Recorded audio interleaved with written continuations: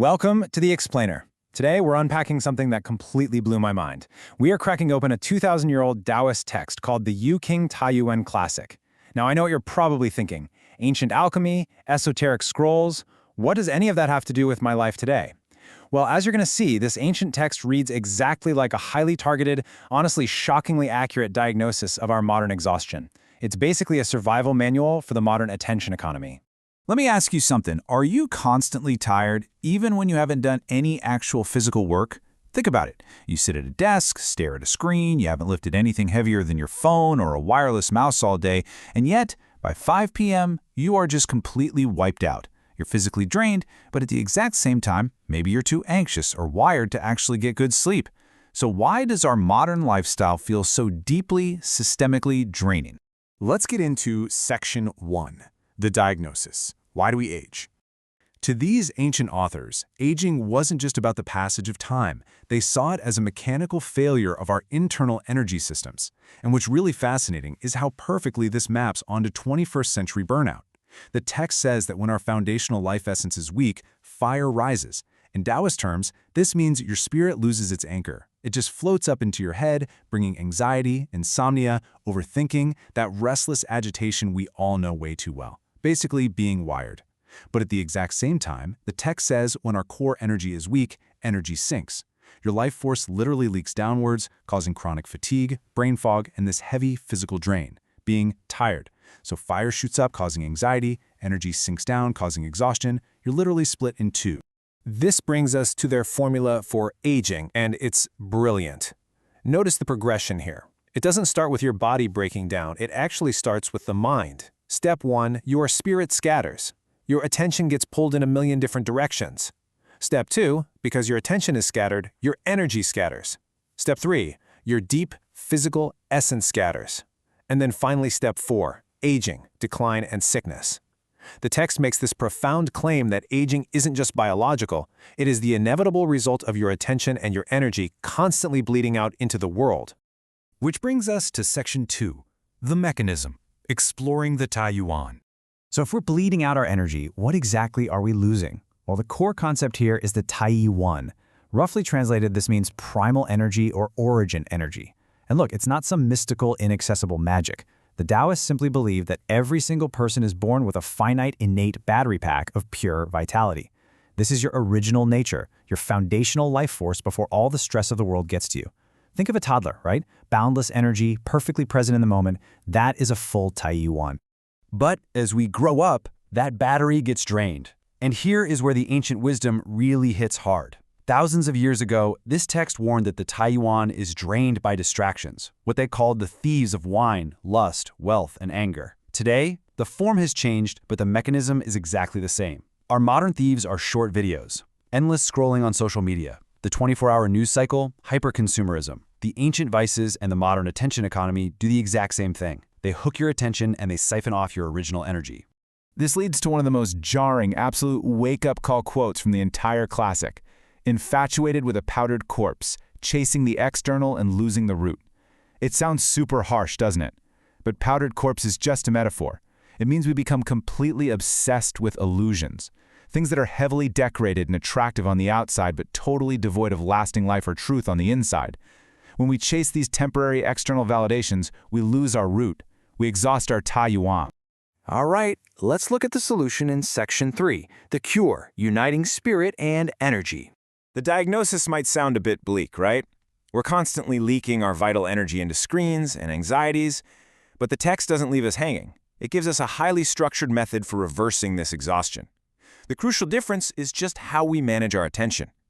For the average person, attention is constantly scattered outward. Your eyes are chasing screens, your ears are chasing notifications, your mind is stuck ruminating on the past or worrying about the future. You are completely fragmented. A cultivator, on the other hand, does the exact opposite. They pull their attention inward. They take that scattered spirit and scattered energy and intentionally gather it back to a single unified center. They return to the root. It's beautifully captured right here. Let spirit be born in the Taiyuan, and energy lovingly follow the spirit. That is the ultimate goal. Instead of your mind running wild and dragging your exhausted body behind it, your spirit, meaning your conscious attention, rests safely in your core. And because your attention is grounded, your energy naturally and lovingly wraps around it. Your attention and your life force are finally reunited. Okay, so this sounds amazing in theory. You become this unified, highly focused, energized being. But let's get super practical. Where does true cultivation actually begin? If you want to reverse burnout today, do you need to go sit in a cave for 10 years or learn some incredibly complex breathing gymnastics? Nope. The answer from the text is incredibly straightforward. First, learn to calm the mind. 4 words. In Chinese, Xian Shui Ding Xin. That is the entire foundation. You don't start by trying to forcefully manipulate your energy or your breath. If your mind is a chaotic mess, your energy is going to be a chaotic mess. It all starts with the simple, profound act of achieving mental stillness. And the ancient Taoists used a famous metaphor to explain exactly why this works. The mind is like a restless monkey, always jumping from branch to branch. The energy, or the breath, is like a galloping horse. Most people try to stop the horse by pulling aggressively on the reins. But the text tells us a secret. If you can just get the monkey to sit down and be quiet, the horse will naturally stop running on its own. When the mind settles, the energy automatically stabilizes. Which brings us to the cultivation formula. This is the exact reverse of the aging process we saw earlier, and it works with almost mathematical logic. Step 1, the mind calms. Step 2, because the mind is calm, the scattered spirit gathers. Step 3, because the spirit is anchored, your vital energy gathers around it. And step 4, your deep, physical essence fills back up. You are quite literally recharging your battery by plugging the leaks in your attention. Let's bring it all together in Section 4, the prescription, a modern survival guide. So, how do we actually take these 2,000-year-old alchemical concepts and use them to navigate modern life? The beautiful thing about this text is that it meets you wherever you are. It breaks practice down into 3 distinct tiers. The top tier is this incredibly high level of spiritual cultivation, refining energy to light, transcending life and death. The middle tier is about restoring that Taiyuan battery pack, resulting in profound health, vitality, and prolonged life. But look at the lower tier. Even if you just practice the basics, abandoning the obsessive chase for external desires, drama, and fame, you achieve the result of avoiding disaster and chronic stress. You do not have to become a mountain hermit to get massive, life-changing benefits from this. So, what are our real actionable takeaways? We can extract 5 key rules directly from the text for our modern lives. First, delusions drain your life, not necessarily hard work. It's the mental rumination that's exhausting you.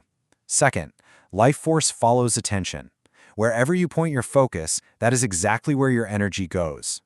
Third, true nurturing isn't just about taking vitamins, it means actively gathering the mind back to the present moment. Fourth, unchecked desires are constantly draining your Taiyuan. And fifth, the ultimate formula for cultivation is simply a calm mind and stable energy. If we had to distill the entire Yuqing Taiwan classic into a single actionable mantra, it would be these 12 words. Gather the mind, gather the spirit, nurture the energy, restore life. In Chinese, Shou Qi Xing, Ju Qi Shen, Yang Qi Qi, Fu Qi Ming. This whole thing isn't about gaining something brand new from the outside world. It's simply a process of reclaiming what you have already lost. You gather it back, you nurture it, and you restore your foundation. Which leaves us with one final, very provocative thought. We've learned today that from an ancient alchemical perspective, your vital energy inevitably follows your attention. So I want to leave you with this honest question. If your life force follows your attention, where are you sending your life force right now? What apps, what worries, what illusions are draining your Taiyuan? Because the very moment you decide to call your attention back is the moment you begin to restore your life. Thank you so much for joining me on this explainer, and I really hope this ancient wisdom helps you reclaim your energy today.